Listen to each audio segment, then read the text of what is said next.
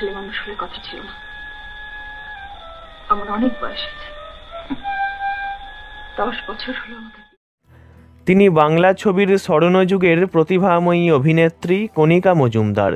তিন কন্যার মণিহারায় মণিমালিকার চরিত্রে যাঁর অভিনয় আজও হয়তো ভুলতে পারেনি বাঙালি।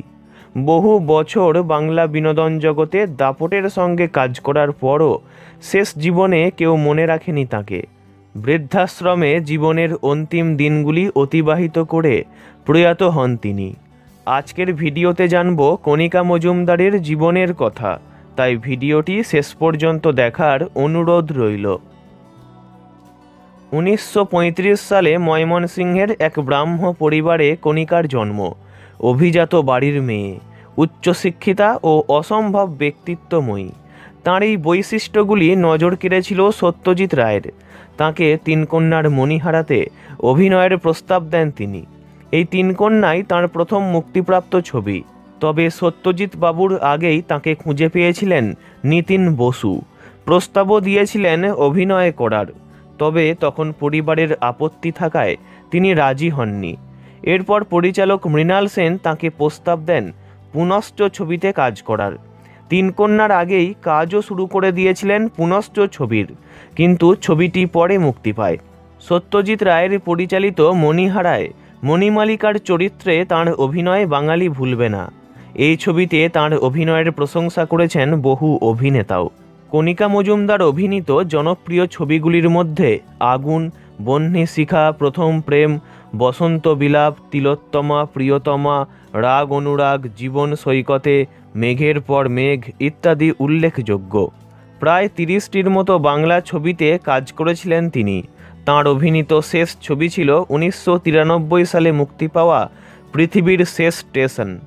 উত্তম কুমারের বড় প্রিয় অভিনেত্রী ছিলেন তিনি। মহানায়কের সাথে চিড়িয়াখানা, সোনার খাঁচা, হাড়মানা হাড়, দুটি মন, চাঁদের কাছাকাছি, বিলম্বিত লয় ও নবরাগ, মোট 7টি ছবিতে অভিনয় করতে দেখা গিয়েছিল তাঁকে। তবে অভিনয় ছাড়াও সঙ্গীতে ও নাচেও তাঁর বিশেষ দক্ষতা ছিল। বেতারে ও মঞ্চেও একসময় দাপটের সঙ্গে কাজ করেছিলেন কণিকা মজুমদার।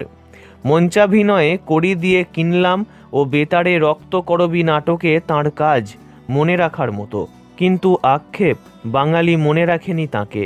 শেষ জীবনে তিনি কোথায় ছিলেন, কেমন ছিলেন তা কেউ জানত না। সেলুলয়েডের থেকে দূরে সরে গিয়ে তাঁর শেষ জীবন কেটেছিল নিরালায় নিভৃতে আলিপুরের একটি বৃদ্ধাশ্রমে। সেখানেই 16ই ফেব্রুয়ারি 2019 সালে 84 বছর বয়সে প্রয়াত হন তিনি। শোনা যায় তিনি নাকি নিজেই বেছে নিয়েছিলেন বৃদ্ধাশ্রমের এই অন্তরাল জীবন।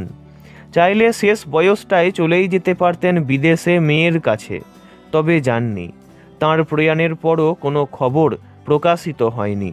মৃত্যুর কয়েকদিন কেটে যাওয়ার পর ধীরে ধীরে তাঁর চলে যাওয়ার খবর সামনে আসে।